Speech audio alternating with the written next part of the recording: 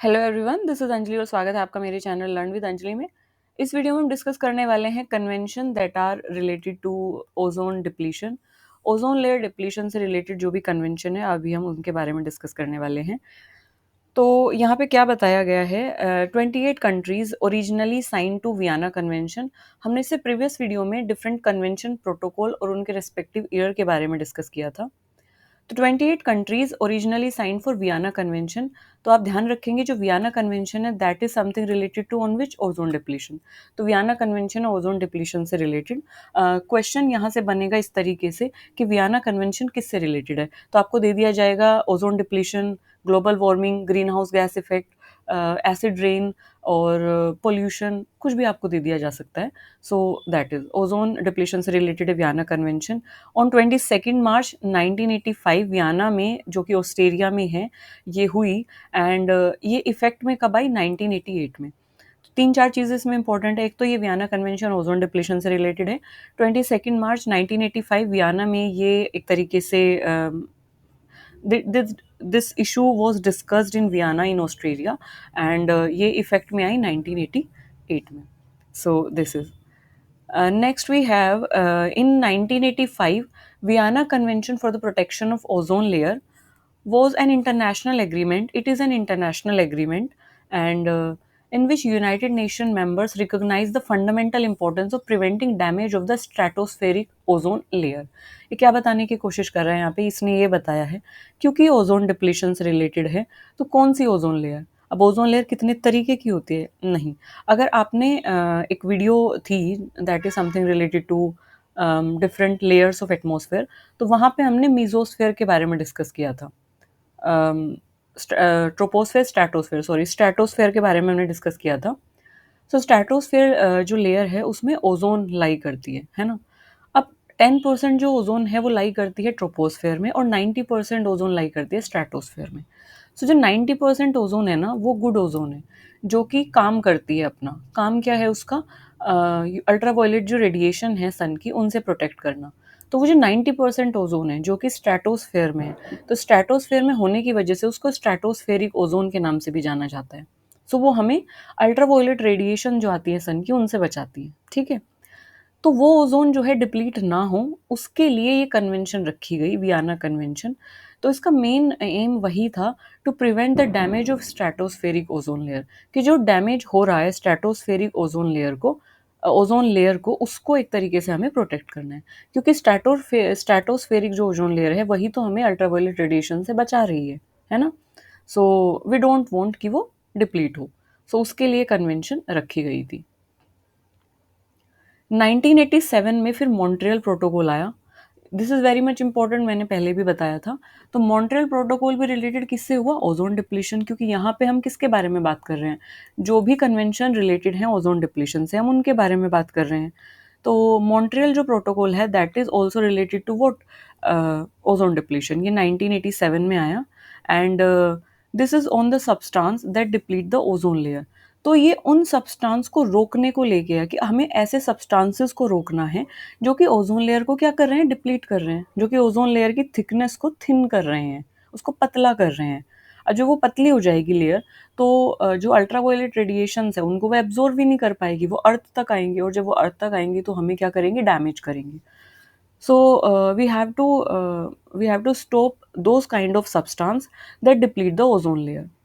And the succeeding amendment were subsequently negotiated to control the consumption and production of anthropogenic ozone depleting substances.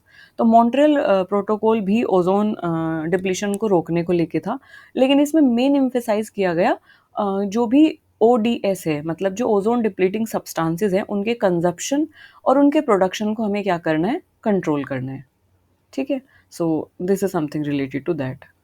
और इसके अलावा कुछ hydrofluorocarbons को भी, ozone depleting substance को basically. So Montreal protocol control ODS की full form भी आप याद रखेंगे, that is ozone depleting substance, and stimulated the development of replacement substances. Firstly hydrofluorocarbons, जिसको HCFC बोला गया है, एंड देन HFC। हाइड्रोक्लोरोफ्लोरोकार्बन और हाइड्रोफ्लोरोकार्बन को भी क्या करना है? we have to like Montreal protocol control the ozone depleting substance that stimulate the development of replacement substances.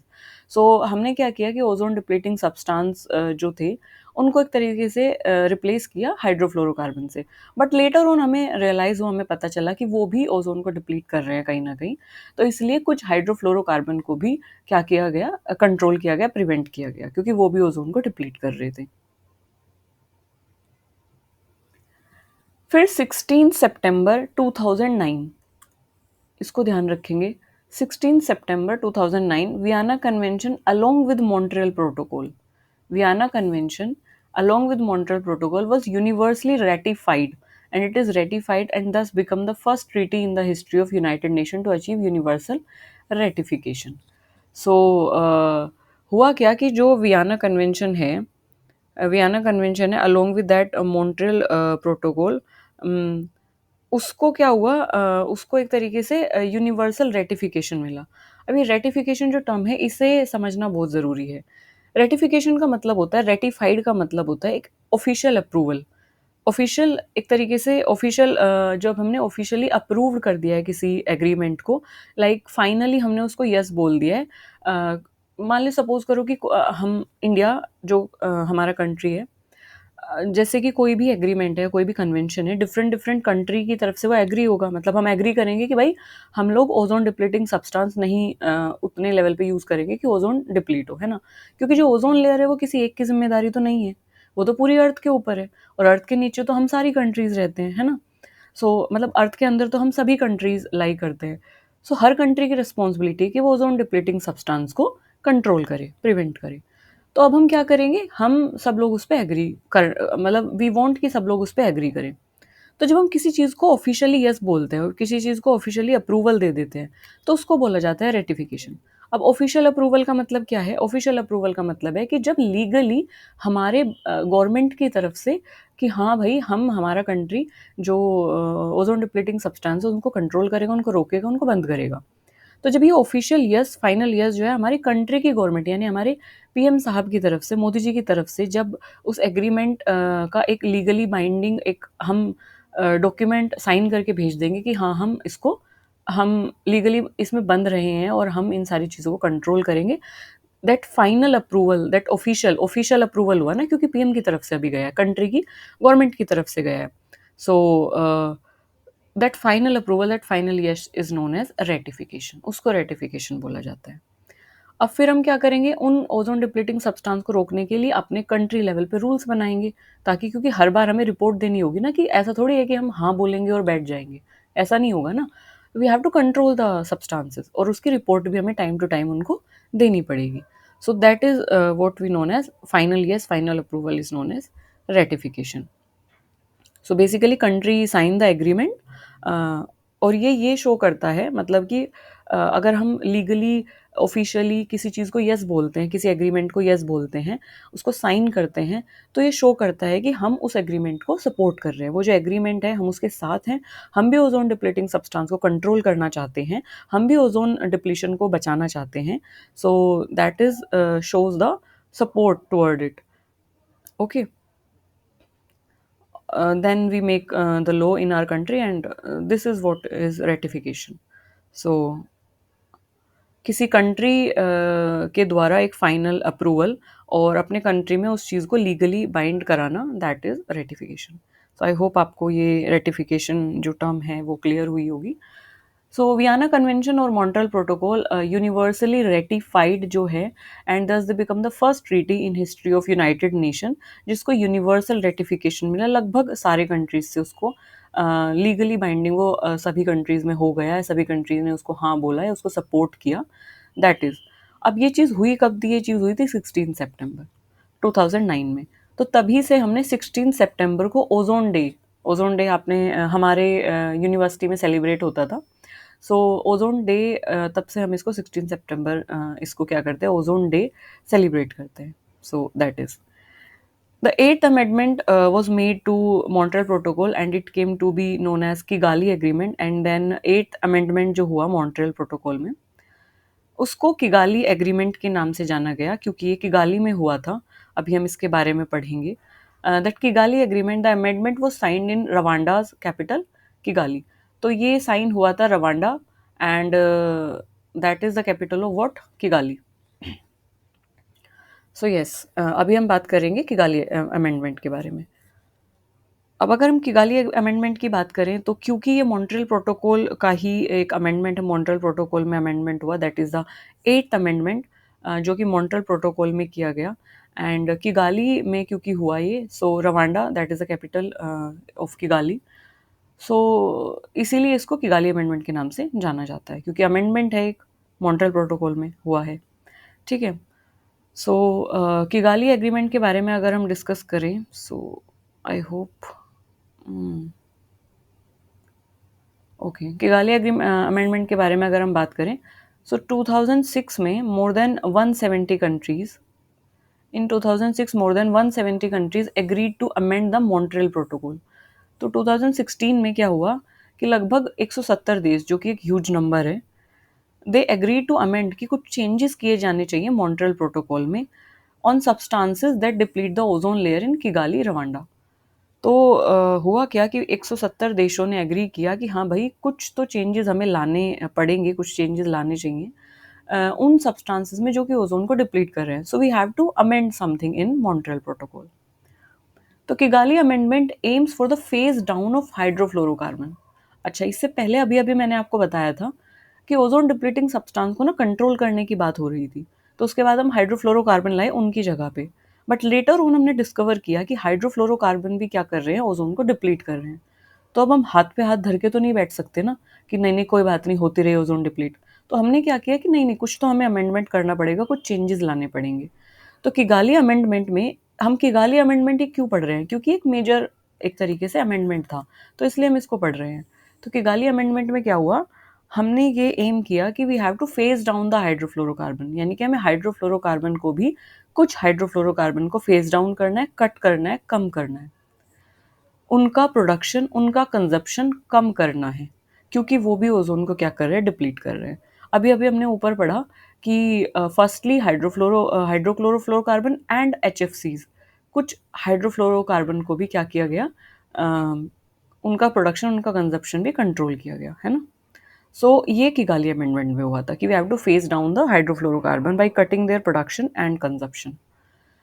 ये जो अमेंडमेंट है that entered into force on 1 January 2019, 2019 में ये that entered into force with a goal to achieve over 80% reduction in HFC consumption by 2047।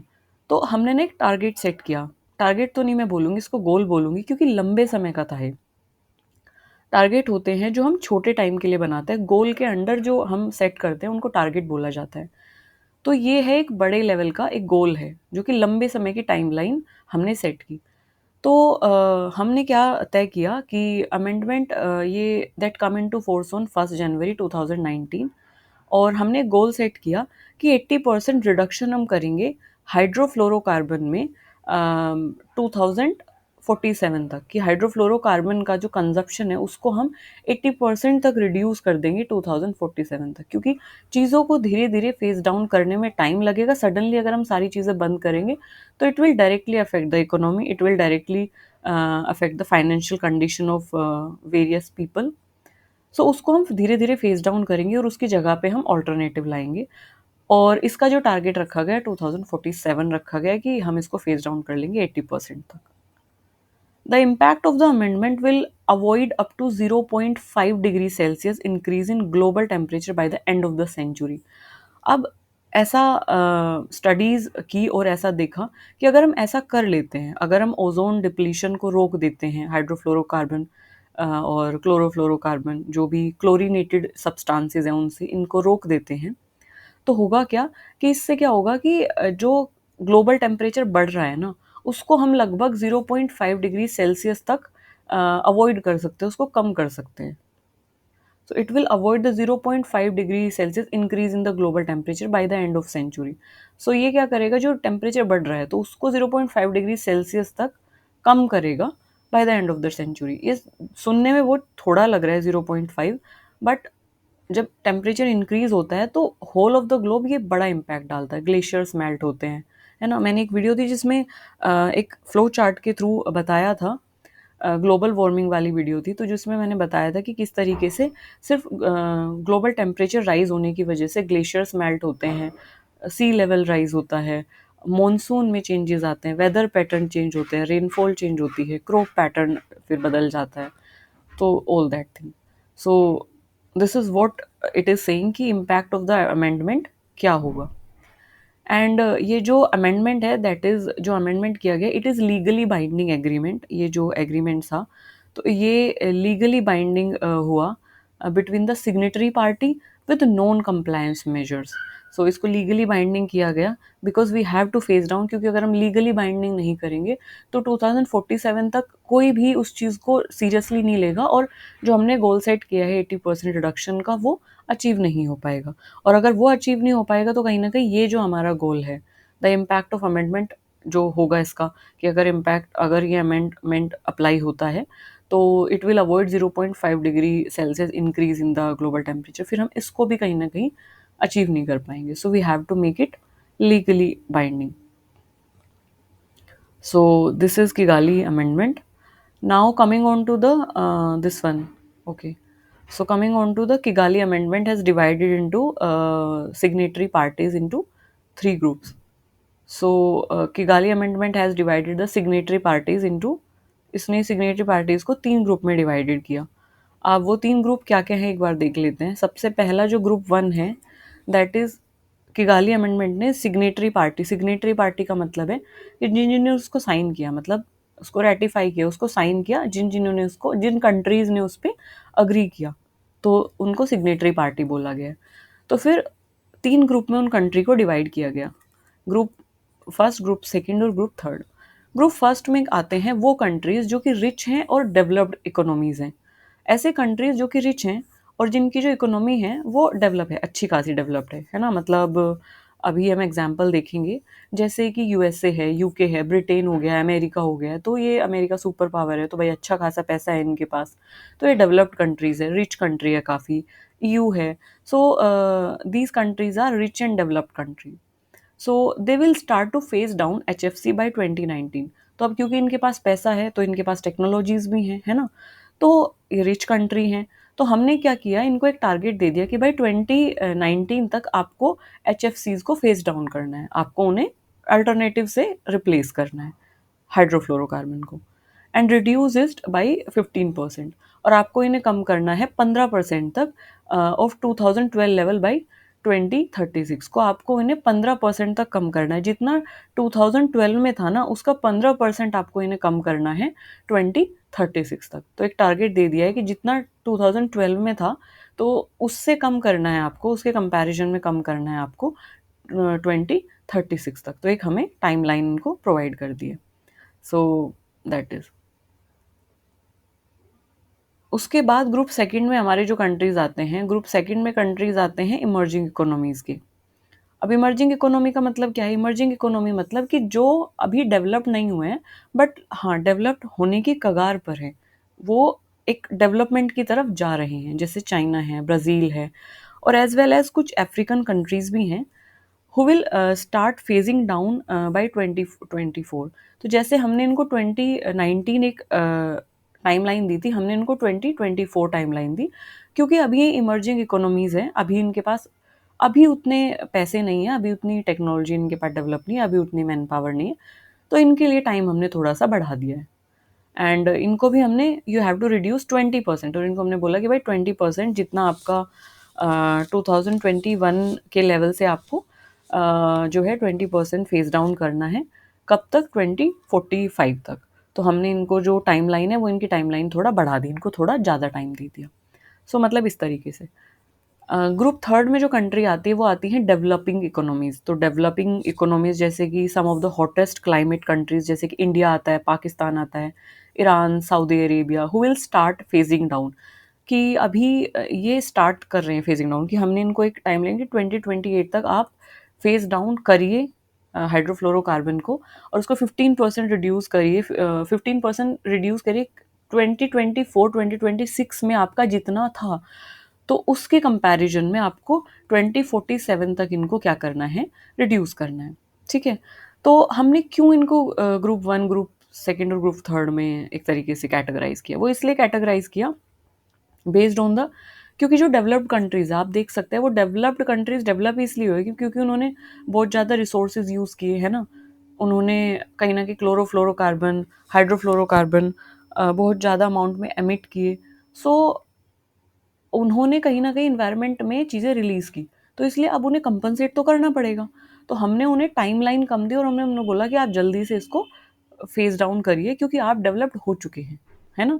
तो अब आप environment पे ध्यान दीजिए, आप डेवलपमेंट पे ज़्यादा ध्यान अभी मत दें, आप एनवायरनमेंट पे ध्यान दीजिए। तो इस तरीके से हमने 3 ग्रुप्स में उनको डिवाइड करके एक एक गोल सेट किया उनके लिए। तो इसीलिए हमने बोला कि जो किगाली एग्रीमेंट अमेंडमेंट है, वो एक लीगली बाइंडिंग एक तरीके से अमेंडमेंट है या लीगली बाइंडिंग प्रोटोकॉल कहीं न कहीं हुआ। क्योंकि हमने एक तरीके से रूल रेगुलेशन सेट कर दिया है कि भाई आपको ये टाइमलाइन दी जाती है, इतने लेवल से आपको इतना लेवल कम करना है। So all these thing we like imposed on them, imposed ही बोलेंगे बिकॉज़ हमने उसको लीगली बाइंडिंग बना दिया है। सो येस, सो इसमें याद करने वाली चीज़ें क्या हैं कि ग्रुप 1 में कौन-सी कंट्रीज़ हैं और फेज़ डाउन उन्हें कितना करना है। जैसे कि इन्हें ग्रुप 1 की जो कंट्रीज़ हैं उन्हें 2036 तक फेज़ डाउन करना है। ग्रुप सेकंड की कंट्रीज़ को 2045 तक फेज़ डाउन करना है। ग्रुप थर्ड की कंट्रीज़ को 2047 तक फेज़ डाउन करना है। So yes, this is like Kigali Agreement. So in this video we had discussed about convention that are related to ozone depletion, जिसमें हमने वियना कन्वेंशन के बारे में बात की. We discussed about Montreal Protocol. We discussed about 16 September relevance, उसकी क्या importance है.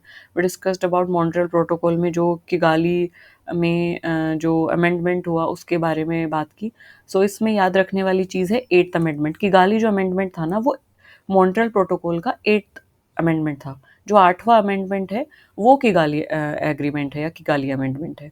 सो किगाली एग्रीमेंट बोल लीजिए या किगाली अमेंडमेंट बोल लीजिए क्योंकि अमेंडमेंट हुआ है मॉन्ट्रियल प्रोटोकॉल में, तो इसलिए हम उसे किगाली अमेंडमेंट बोलते हैं. बट क्योंकि एक एग्रीमेंट भी साइन हुआ कि ग्रुप 1 कंट्रीज़ को ये करना है, ग्रुप सेकंड कंट्रीज़ को ये करना है, तो इसलिए हम एक एग्रीमेंट भी उसको बोला जाता है. तो किगाली एग्रीमेंट या किगाली अमेंडमेंट. सो क्योंकि ये साइन हुआ था किगाली में, that is Rwanda's capital Kigali. So that why इसको किगाली अमेंडमेंट बोला गया है. एंड 8th अमेंडमेंट है, इसको ध्यान रखेंगे. और उसके बाद हमने किगाली अमेंडमेंट के बारे में डिस्कस किया. So this is it in this video and thank you for listening me so patiently. If you have any query please feel free to ask me and drop that query in the comment section. तब तक के लिए हंसते रहिए, मुस्कुराते रहिए, खुश रहिए. Thank you for listening me so patiently. Bye bye.